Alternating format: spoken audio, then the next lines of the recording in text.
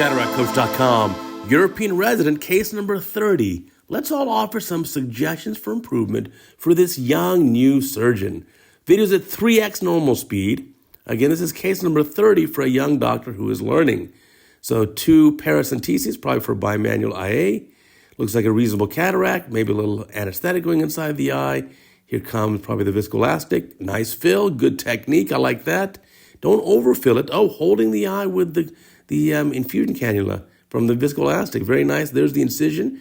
I like the nicking of the limbal vessels. It's a pretty good looking incision there. I like it. Good job. Great job, actually. It's a really nice looking incision. So let's see this. The rexus here. Here comes a cystotome. Be careful. Put the cystotome in sideways as you go in the incision so you don't catch the lip of it. Now let's start at the rexus. It's going to take some time here. Poking in the middle. Getting that flap flipped over. Again, to avoid catching the incision there, turn the cystotome sideways so you don't catch the incision with the tip of that thing. By the way, you should be downloading our free PDF cataract surgery book from CataractCoach.com. Yeah, it's totally free. There's a full-on book. You can download it, share it with your friends. Totally free. No royalties, nothing. You need to learn from that. Let's start at the rexus here. Here's the rexus. Pretty good technique here. Let's see pivoting, reasonable pivoting technique. And then getting that rexus completed. Beautiful, actually. Really nicely done. For case 30, I'm telling you, these young doctors are really good. Now, here's the tough part. You're in that little bit of a danger zone. Grab that capsule carefully and get past that danger zone. There's a video I have. See, the end of the rexus there wasn't so pretty. So a little hydrodissection here. Okay, a little more hydrodissection maybe.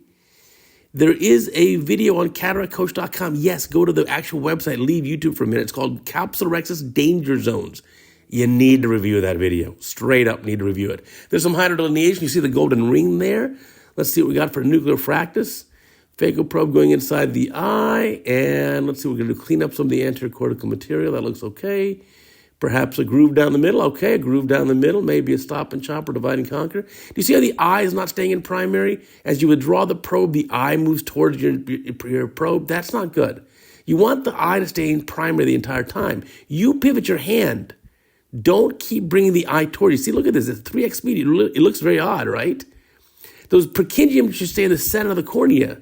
You keep bringing the probe toward yourself and not pivoting, and so you lose that. The eye comes out of primary. So, okay, there's a good crack down the middle. Let's see now. So divide and conquer technique, which is perfectly acceptable. And now here's another quadrant. So let's see what we got here. That's another quadrant being made. So there's a 4-quadrant divide and conquer. Now switching over to get those pieces up. Now be careful, not a very dense nucleus. You can easily buzz the probe through those pieces. So nicely done, bringing the piece up. Again, keep the eye in primary better. And see, you're floating towards the top of the video screen there too. Keep the eye centered up. But for case 30, I'm not faulting you. You got great technique here. So we could improve on for case 30 is, number one, that rexus. You got to watch the video about rexus danger zones. That's why your rexus started off beautiful, ended up not so pretty, that 1 quadrant. Also then, you need to learn about when you make these grooves here for the divide and conquer, you need to keep the eye in primary the whole time. So as you withdraw the probe, you got to change your pivot angle so the eye stays in primary and you don't keep dragging the eye towards your phaco incision or moving the eye out of primary. So now bimanual IA, a little bit of leaking from those paras, so maybe make the paras a little bit tighter, a little bit smaller. Maybe don't go all the way with your instrument. So here you go. Now look at the right hand. Your infusion is not far enough inside. That's better. Push that back inside the eye a little bit. Switching hands here.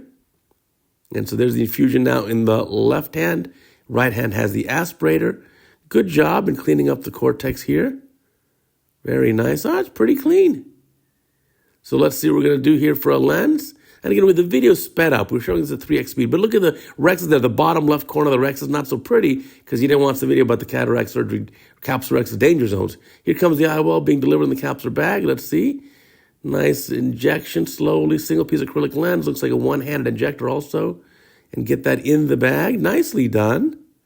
Get that set it up. See, there's that one ugly part of the rexus. Now, it's still fine. The patient's going to see beautifully. But remember, what's your incision? And your rexus, what do they compose? They compose your signature. Your signature is the incision and the rexus. You see that? The eye also got a little too flat there. So be careful here. Now infusion is on still, and don't let the eye collapse, and let's hydrate the incisions. Alrighty, that's enough, please. That's enough. Now hydrate the other ones. You don't need so much hydration. Oh gosh, that's a lot of hydration. It's going to cause some astigmatism on post-op day 1. You don't need that much. But you did a great job. For case 30, I love it. You're doing fine. Watch that Rex's Danger Zone videos. And please, you guys make a comment below. How can this young surgeon get better? And remember, check out our social media and our weekly podcast and more info and that free book on CataractCoach.com.